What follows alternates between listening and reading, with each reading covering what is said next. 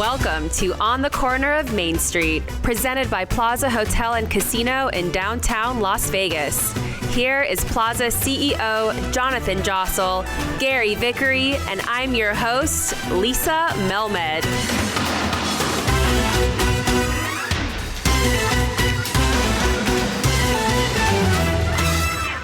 Hey guys, so yeah, we mentioned our guest last week in the episode with the mayor. Hope everyone enjoyed that. And we're joined today by a good friend of mine, J Dapper, who is a very relevant developer in the downtown community. He's doing some really, really cool stuff. And we've had other developers downtown, and obviously we had Sam Cherry and we've had a few others that have talked about their continued investment into the neighborhood. And it's exciting to hear these new plans. And he's really going out on a limb here to a new area of downtown Las Vegas to rejuvenate it. So I give him a lot of props for that. A lot of credit and guts goes into that. And I think he's got a lot of good things to share with us, including some of his future developments. So I'm excited to hear about it. Today we are joined by the owner of Dapper Companies and developer of many projects right here in the Las Vegas Valley, but more recently with a hand in a lot of projects in downtown Las Vegas. Welcome, J Dapper, on the corner of Main Street. Thank you for joining us today. Thank you. Hey, Jay. Thanks for coming on the show. It's a funny story because there was a gentleman that used to work in Oscars by the name of Scott Tobman, and shout out to Scott, I think he listens to some of these episodes. He told me about 6 months ago we needed to have you as a guest on the podcast, which happens to coincide with the time that you and I started spending more time together as well. And he told me you got to have Jay, so I'm very happy that you're able to join us today. Well, that was nice of him to make that recommendation. Where does the name Jay come from? Literally the letter J, right? The letter J. Just so anyone that's listening, it's not J-A-Y, and I call a lot of friends with the beginning, like, well, people call me Jay because it's the first letter of our name, but you are literally... The letter J. My dad thought it was a novel idea to name me a letter, and my whole life I've had to explain it, and credit card companies always don't believe me that my name is Jay. Usually they stop me at the airport. A million things, but then every once in a while somebody asks me about it, and it's fun to talk about. Okay, well, thank you. So what is, if you don't mind me asking, what is your connection to Scott, who was our server in Oscars for a decade? He was here on opening night and just retired a couple of years ago. For anyone listening, he's one of the servers that you've almost certainly been served on in Oscars at some point. Sure. Just retired a couple of months ago. What was your connection to? So Scott is my wife's cousin, so he's family. Okay. But before he was family, when I was just a busboy working in Las Vegas, I worked at a place called Ruth Chris Steakhouse, and Scott was my waiter. Who was your favorite waiter as a busboy? He asked me to ask you. Bobby Gio. Bobby's in Oscars too. Didn't you work with Nick, and he's in Oscars too as well? Yeah, I worked with Nick at a different restaurant. I was going to say, yeah. But I was everybody's busboy at one time. Okay. Very, very cool. So you grew up in Las Vegas. What was it like growing up here? Tell me a little bit about yourself.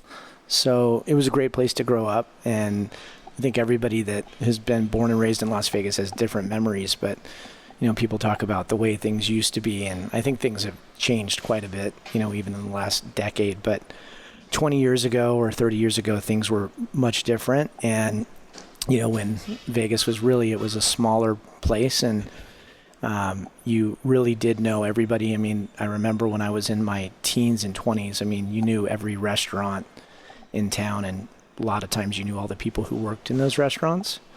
As I got older and there was a lot more restaurants and places to go, you get to the point now where I've never been to half of the restaurants that are on the strip or bars and things like that, and there's just so many people. But I think that growing up here gives you an appreciation for those times when things were a little bit more simple.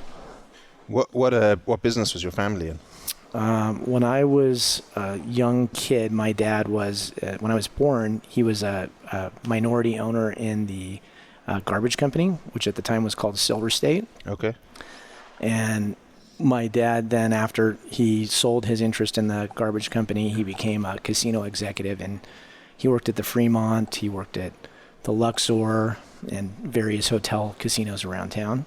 And my mom was, she was an interior designer, decorator, and she was just a great mom. So nice. Where did you live? What part of town? So I lived in the Southwest. Okay. And that's where you're developing some stuff today, isn't it? Yeah. So grew up in the Southwest, and actually my original house that I lived in was where Chinatown is today, and at that time there was No Chinatown. no Chinatown. Okay. So you mentioned it briefly, and that's why I asked you the connection with you and Scott, but I'd love to hear, you're obviously, just like me, an aficionado for the history of Vegas, appreciate the history of Vegas. Your wife's grandfather, am I correct? And that was a very well-known Las Vegan. Could you speak about that and introduce him? Because I don't think many people on our podcast, we talk a lot about history on here and some of the icons of Las Vegas. His name is not as well known perhaps to some, but his influence certainly is, and maybe you can share some of that. Sure. I think he was a pretty well-known guy. His name is Herb.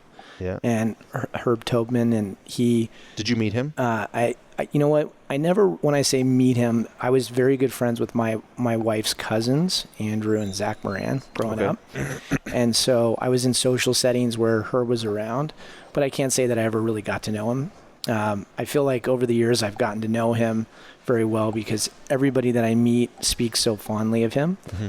And I think he was a larger than life character that many people loved quite a bit. And that's from, the average guy that works, in a restaurant all the way up to casino executives and senators and people who really respected him. But Herb was one of those guys that was known to be, he would pick up somebody's check if he saw that somebody was struggling. He'd be driving down the street and see somebody So who was Herb? Not for me, but for the people listening. Sure. So Herb, he started a furniture company down on Main Street. And then eventually at some point, I think in the early 60s, he got a cab, and it was Western Cab. I think that they literally started with maybe one cab. And then, over the course of his lifetime, that one cab grew into 2, and then 2 to 10, and then eventually 200. Okay. So when I met my wife, she was working at the cab company, and Herb was just one of these great guys that everybody loved to be around. He liked to take good care of people, and over the years he was part owner in various casinos, Stardust. I think he was the general manager at the Stardust. Mm-hmm. I know he opened the Sundance. You're pointing to a T-shirt that's a Sundance. Very nice. We'll put the picture, when we post the picture, people will see that. Which the Sundance, as I'm sure you guys know, was the Fitzgerald, and then after the Fitzgerald, it was the D. Mm-hmm. But so Herb was this amazing. So he was a part of the Stardust, the Sundance. All of these places, yeah. And, he had a bunch of amazing Vegas friends. And, if you're somebody that is of importance or people love or respect, when you pass away, you go up on the wall at Piero's, and he's got a plaque at Piero's. But, I mean, what he's really known for is his kindness, the fact that he's always taking care of people, and that everybody that ever met him thought that he was just the nicest, greatest guy in the world. Piero's is such a great place. We never talk about it. Oh, it's at all. We should have Freddie. Well, it's the best. It is great. It's the best. It's got so much history in there, and you don't want a plaque in there because it means you're dead. But you don't. Yeah, you're right. One day you do want a plaque there at some point. Another day, I'll tell you an amazing Piero story. I've got probably one of the best. Oh, really? Yeah. Okay, sure. We can save it for another day if you want. So that's what led you to naming the Herbert Building on 801 Main Street when you purchased that? Yeah. So my wife's family operated the Western Cab Company out of that building at 801 Main for 35 years, and then eventually they decided to move the cab company to a different location. And Herb built that building, and they weren't sure what they were going to do with it. And my wife Jamie was a little sad that, they were going to put it up for sale and sell it. And I wasn't initially thinking that I wanted to do a project on Main Street, and I didn't, have anything really in mind, but realized what an important building it was to her and her family, and decided to buy it and then create a project called the Herbert, and, basically name it after him and try to pay some homage to him. I'd met you a couple of times over the years, and we'd hung out, and we were actually honored the same day at the city of Las Vegas. You got an award for urban design. Yeah, I think and so. I got an award for urban art. Ours was for the murals on the plaza. What year was that? Do you remember? It was a long time ago. It was 5-6 years ago. Yeah, okay. I think you're right. I think it was probably 2016-ish. So we got an award for the urban art you go in for urban design, and that was for a building you did in downtown. It was for the Huntridge Shopping Center sign, which we built that looked very much like old vintage sign. I believe that's what it was. I thought it was for the office building. It could have been for that too. So we got one for that. So you got two that day? I think so. Yeah. Okay. So anyway, but then fast forward 2 months ago, you took me on a tour downtown, and we went driving for about an hour, and you showed me all the projects you're now getting involved into in downtown Las Vegas.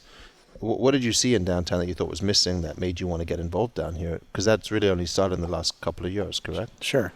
And I think it's a little bit about locals, but I think it's also a little bit about tourists too. I mean, I think that the world is shifting, and I think that people want a more authentic experience. So I think they're coming to downtown Las Vegas to get that.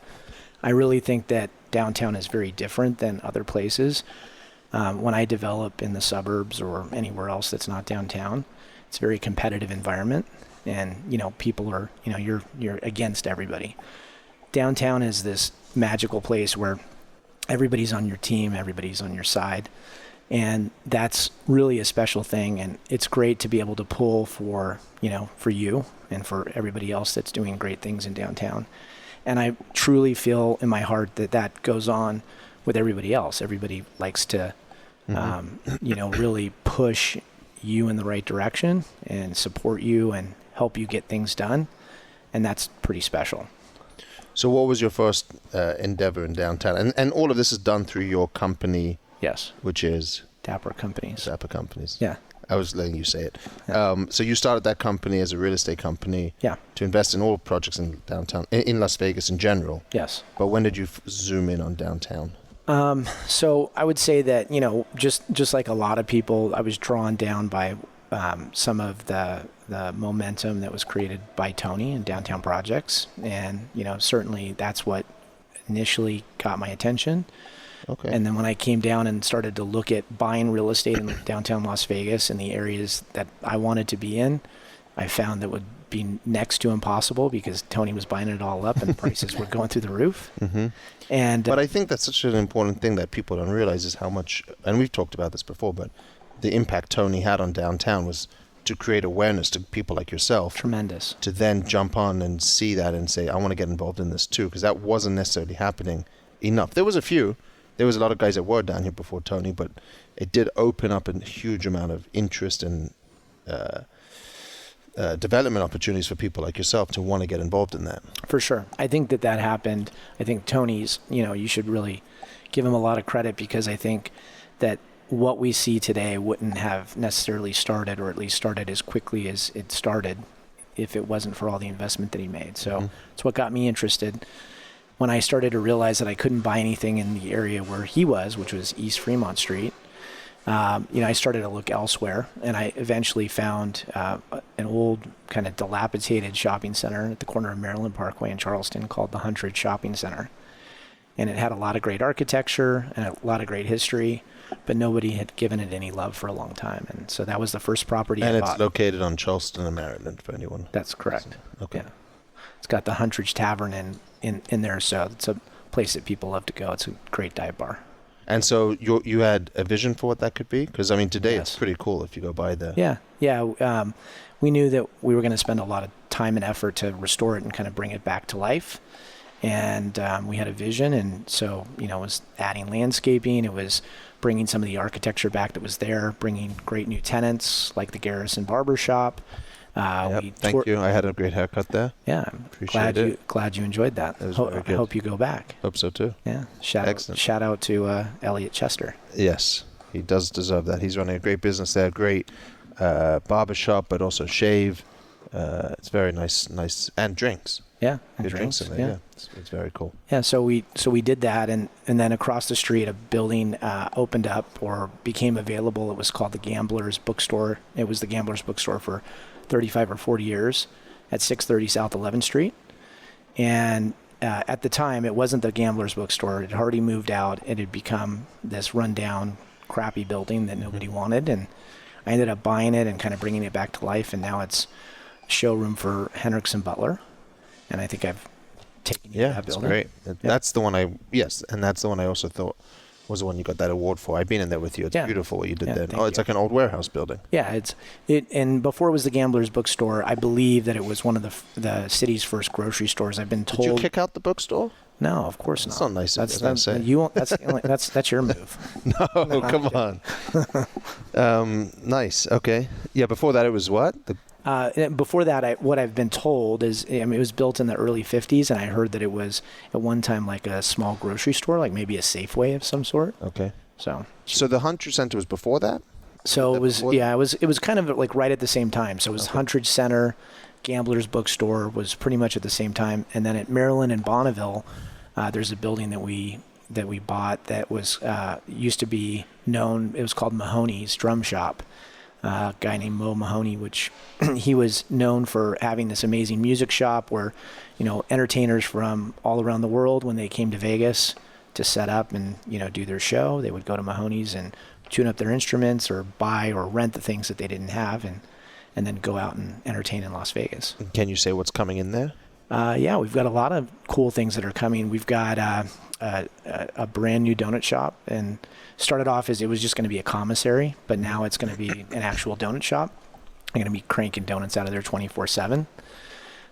We have a Tacos El Pastor. We got to add one more taco shop to Taco Alley on Charleston. Okay, absolutely. Not enough there. No, not 500 is not enough. We need 501. Right. Okay. And then we were in there about 2 months ago. It was under construction. Has it come along? It's come along quite a bit. Yeah, we're very close. If we can get Nevada Power to come out and energize us, we'll be up and running in days. Okay. And then we've got this amazing tenant from Vegas Test Kitchen. I don't know if you've had a Yukon pizza. Oh, yeah, of course. But they have an amazing sourdough pizza, so I think they're going to be coming on board. I thought maybe you were going to say the girl from the bagel shop. She does a great job as well. She does an amazing job. Yeah, you never know. Never know. Yeah, well, that's the word. Yeah. So going back to the Huntridge Center for just 1 minute, with the Circle K having the bright neon signs and the Huntridge Center having the beautiful neon out there, did you ever think that would become a spot where people would seek out for like Instagram and social media outlets as it has become? Yeah, I don't think that I ever thought about it being a place where it was going to be like an Instagrammable place. Right. But we definitely had a direction that we wanted to bring these amazing neon signs back. Growing up in Vegas, I love neon. And I think that, over the years, like places like the Plaza that kind of embrace neon, I love that. Yeah. And, Circa's done a great job with that. But then, a lot of other places have gotten rid of it. Right. And so in an effort to kind of bring some of that back, we decided that we were going to embrace that and require our tenants to all have, vintage neon signs, which with some of our bigger corporate tenants like Circle K, it was an absolute fight. In fact, to the point where to get them to do it. Yeah, we had to at one point serve them with an eviction notice. Really? Yeah, because they were not willing to play ball, and they wanted us to essentially. They just said no. We found this amazing big green neon arrow from their history. It was something that they used in the 1950s and 60s, and we said we'd really like you to bring this back. Use it at the project. We're going to actually pay for it. We want to do, vintage gas canopies. And they said, no, we're not going to do that. And so luckily we had something within our lease that allowed us to terminate their lease. And we told them we would terminate their lease. And they said, yeah, go ahead and do it. And so we did it. They didn't believe that we would actually throw them out for that. And eventually they came around and decided to be a part of, the rest of the project and, the way that we were hoping they would. Right. And now they have a beautiful picture in their corporate office of that location because they're so proud of it. So, yeah. Right. Isn't that funny? It shows that when you get some of those companies just need to be pushed along, I guess. Yeah. To join in. But I mean, when we talk about some of the stuff you're doing in town, I think it's important that with the plaza being here in Main Street, you got East Fremont, you got Fremont Street Experience, you got the Arts District, and you got Symphony Park as like the areas that everybody talks about in downtown. But you've taken an area that, for lack of a better word, was sort of left behind. And I used to live in Soho Lofts and looked out at that location there. You think the whole area is going to get cleaned up? I mean, when you look down Maryland, there's a lot of work to go there. There's a lot of areas that still need it as you go further east on Charleston. Yeah. You think that could spur more development, the same way that Fremont Street got cleaned up going further east? Yeah, very much so. I mean, we're seeing it. I mean, we're seeing multifamily projects. We're seeing new retail. We're seeing a lot of interest. I mean, in, the Maryland and Bonneville building, I took an old building that nobody wanted to be at. We're almost finished with it. And the leases that we're signing are, similar rents that I'm getting up on Main Street. So, I mean, to me, just the fact that I've got tenants lined up that want to be there shows me that, people are taking notice. And listen, every time we open up a new barbershop, like the Garrison, and, a new restaurant or bar or whatever it is, I think that, just is one more reason why people say, okay, this area is changing. Yeah. And speaking of new restaurants, you just opened up the Great Greek. The Great Greek, yeah. Which I think is cool because there's always been this sort of gap between the plaza and the arts district. But as Main Street gets beautified, and your Great Greek is on Main Street, it is on Main Street, right? It is. Or is it set back? Yeah. Yeah, it's on Main Street. It's on Main. It's going to continue to see that connection between sort of Main Street down by Fremont and Main Street up by the arts district, and I hope we eventually have a Main Street that people can walk all the way down. Agreed. Yeah, I think it's very close to happening, if not happening. I mean, for the first time, I'm seeing people from City Hall, and even a little bit further to the north, make that walk. Yeah, we walk down there. Not now when it's too hot, but usually. Yeah, if it's like on a day like today, you'd walk. Yeah, 100%. It's beautiful today. But well, in fact, we should talk about that. We should do the Plaza Comps down at Great Greek. Yeah, we don't have a Greek option. Mm-hmm. Get some more of our people walking down there. That'd be great. Yeah. So, okay, so the big thing we really want to hear from you, this is why we invited you on the podcast, so don't let us down. No, I'm joking, is the Huntridge Theater. Yeah. It's definitely your biggest move.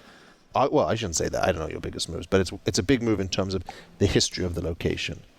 Tell us, because it was before my time, what was the Huntridge Theater in the old days? Yeah, the Huntridge Theater in the old days was a movie theater. It was built in 1944. And, at the time it was built, it was... it was a movie theater? It was a movie theater. Okay. Yeah. In Clark County, in 1944, it had about 25,000 people, to give you context of, what an amazing just build that was at that time. I mean, that's pretty ambitious building for that many people in the valley. But it's right after World War II, right? Yeah. Yep. Gee, Gary, your history is really on point. Well done. That was good. And so basically, the Huntridge Theater was, over the years, it was many different things. So it was a movie theater for many years. I met 100 people that have told me I saw E.T., I saw Star Wars, I saw, all these amazing movies there. I can't say that I ever went there when it was a movie theater, but when it was a concert venue, I went there. When did that change? Do you know? So I think that changed probably in the early 80s. And I think that, I don't know that it happened in the 70s. I think it happened early 80s. And from the early 80s all the way to past 2000, 2004 or so, it was a concert venue. Okay. And so what kind of since I've come to town, people have talked about the Huntridge, restoring it, making it great. What was going on there back in the day? Like, did you see any concerts there? I saw many concerts. I mean, I know. How old were you? I was, 14, 15, 16, wow. 17, 18. Okay. All throughout those years. And, those are years when, like I remember going to a Huntridge concert when I wasn't old enough to drive, and then one where I was old enough to drive. One where I went there just to go to the concert, and then, later years, where I was old enough to have a fake ID and try to, sneak into the bar across the street and have a drink. Okay. What are some of the shows that you recall from back in the day that stand out? Man, so many. I mean, the Beastie Boys in 2004. Killers played there several times. I know Jonathan's in all their videos, so probably. And I mean, there is a huge, unbelievable list of concerts that have happened there over the years, from No Doubt to Faith No More, Sublime. Wow. We assembled it, this list of concerts that have happened there, and I was actually surprised that it was as good as it was. So that was before there was all the showrooms and theaters there was showrooms on the strip, but there wasn't stadiums and concert venues on the strip like there is today. So now what do you see happening to the Huntridge into the future? Can you share that with us? Yeah, I mean, we think that there's first of all, a need and a want downtown to have a place to go see live music. Obviously, any casino could have a showroom or, a concert venue. But I think there's something special about a place like the Huntridge that has the history that it has. That's first off. Secondly, so you do want to keep it as a music venue? We do. I mean, we think that it's going to be used for a lot of different things. I mean, we think that in order for it to truly be successful, it can't just be a concert venue. We're in talks with a group that is very interested in making it a performing arts venue, but also having concerts there. And what's your timeline on it? Well, so we've basically started. I mean, we've gone in and we've cleaned it up. We've got a group out of LA that's doing a documentary on the restoration. That's right. I was interviewed on it. You were. I felt bad because I knew nothing about the Huntridge. I never been on I never went to it. We're going to interview you again when you know more. And then opening night, you're going to be standing there. Yeah. Hopefully at some amazing concert. Yeah. And we'll make sure that you know everything by then. Okay. But yeah, so the goal is to restore it. It's going to take probably 3 years. And, the idea is to bring it back to life. And I think one of the most important elements to bringing the Huntridge full circle is that Las Vegas has this amazing local music scene that really hasn't had a home for a long time. And we really believe that that's one of the voids that the Huntridge can fill. Is not only do we think that we want to see, amazing concerts like the Killers come back, but we'd like to see a place where local musicians can feel like this is their home, their place to, have a show. It's amazing whenever to our local musicians, but there's so much good music in Las Vegas. Obviously everyone talks about the Killers, but even Imagine Dragons, Panic at the Disco, it's amazing. There's a lot of amazing bands that have come out of Vegas, but that's not, really let's talk about all the other musicians that are here in this casino and, a million others down the way. Right. And there's no place for up-and-coming artists to perform in Las Vegas. Right. I mean, you got the big showrooms and, the 1,000-seaters, and then you got your small lounge acts, but there's nowhere for 500 people to go in and see a venue like a lot of major cities do have. Yeah, and I would say that, if there was ever something that, when you ask me, like, what do I see or what do I imagine? So there's a place in Solana Beach called the Belly Up, and the Belly Up is this incredible music venue, very similar in size to the Huntridge Theater. It's a little bit smaller. There's also a Belly Up in Aspen, Colorado. And the Belly Up is this incredible place because 20 nights out of the week, there's some great local band or music playing there.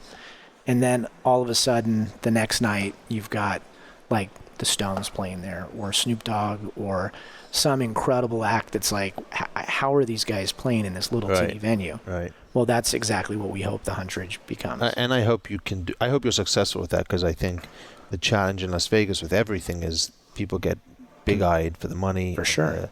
The headliners, the Celine Dion's, the Lady Gaga's, all of that goes on the Strip is just. Well, when they see Vegas, they just see money and they see big venues, but we really don't believe that we're going to be necessarily competing with those types of things. The idea is a lot of these big bands, they come here, they may play a private show after, let's say their big T-Mobile event, which we saw. We've seen somebody play T-Mobile and then go down to the bunkhouse and play. Yeah, that was a special night, yeah. But it's the idea of it is, and there's lots of corporate events and other types of events. And listen, people want something authentic. They want something that's got history. It's great to build a brand new, beautiful whatever. And are you going to do anything associated with it? Is going to be F&B associated with it? Yes. Or is it just going to be a venue? Yeah, we're gonna have a lot of great food and beverage. So right now we're exploring who we want to work with. We've got a tremendous amount of interest. We basically have 2 food and beverage components to the project. One is going to be the main food and beverage component, which will be a brewery or distillery. And that was in the room to the right that you bought. Correct. Yeah. Did you auction off all that stuff? Did you clear it out? We cleared it out, and it's amazing how many people came just to get it because they thought that it was part of the history of the Huntridge, even though it was just some old furniture. Yeah. You tried to buy the Huntridge a few times, right? And there's always kind of been some controversies going into it. Yes. Yeah. So over the years, I always had a desire to buy it. Okay. basically the AG's office and various governmental groups were going after and attacking the owner of the property because they felt that he wasn't living up to the covenants of what was agreed to when the grant happened. For people who are listening, a lot of people know that the roof caved in, and when the roof caved in, there was a time when the owner didn't have the money to fix the roof, so the state gave him, a few $1 million. They came in and they fixed the roof, and with that came some covenants that had to be agreed to and lived up to over the years. Supposedly, those covenants weren't lived up to, and then what ended up happening was the state essentially came after the owner, and that's ultimately what stood in the way of the Huntridge being saved, because if somebody stepped up and said, hey, I want to buy it, they would still have to step in front of, basically it's like a speeding train, right? Mm-hmm. You have to close on it and just hope that the state doesn't come in and take it away or do something. And ultimately, we were able to get the city involved, and they were a great partner in making this happen, and specifically a guy named Brad Jerbick, who was the city attorney at the time. Without Brad's help, we would have never got it done. And he essentially went and negotiated with the state attorney general's office, and he got them to agree to basically settle all the issues and grievances, and that cleared the way for us to buy it. Amazing story, and I think the whole community is, we were talking about it at the Oscars dinner series that you came to the other night, and we were talking about it, and everyone was just excited to meet you and to hear about what you could potentially be doing for downtown Vegas. So I think everyone wishes you good luck with that. Thanks, man. It's going to be great. Now, where do you see our little neighborhood here going in the next couple of years? What would you like to see happen? What do you think is important? What's missing? I can tell you, I know it's going up. It's when I say going up, it's going to get better and better. We're going to see more great restaurants, bars, businesses. Things are going to continue to improve here. You still going to move down here? I am. I'm going to be your neighbor. Yes, which is what I wanted to hear. Yeah. Nice. So you're committed here downtown for the long term. What about the future for your company? You guys going to look for more here? Yeah. So my office right now is not in downtown. It will be soon. Oh, nice. And hopefully it's somewhere. So John Curran's going to move downtown with you. Give John a shout out. Yeah. John Curran, Missy, the whole crew. Yeah, absolutely. Nice. And downtown encompasses what we're all about. And it's not that our current place isn't a nice place, but there's just a certain energy that is here. You're lucky you get to come here every day, and you live right down the street. You drive your little golf cart around everywhere, and I want one of those. I want to do this. You got to get a golf cart if you're in downtown. I know, huh? And then you can. But get one with air conditioning, because taking the doors off is a little. You need one with air conditioning, and it also allows you to drive down the wrong way. Yes, one-way street. Yeah, we know some people that do that. I know, huh? Okay, and any maybe any political aspirations in your future? No, probably not. I don't know. Inside joke. Yeah. Inside joke.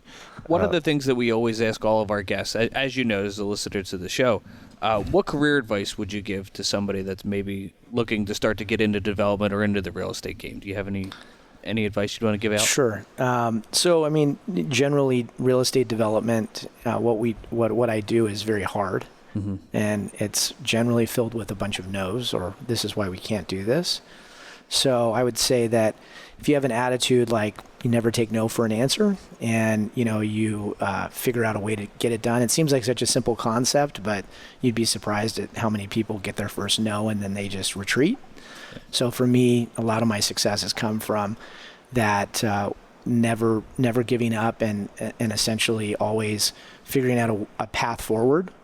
And I really believe that in any kind of industry, whether you're an attorney, a doctor, a real estate developer, or anybody else, if you have that kind of mindset and you have a sense of urgency and you really work hard to get to wherever you're supposed to go, I think you'll be successful.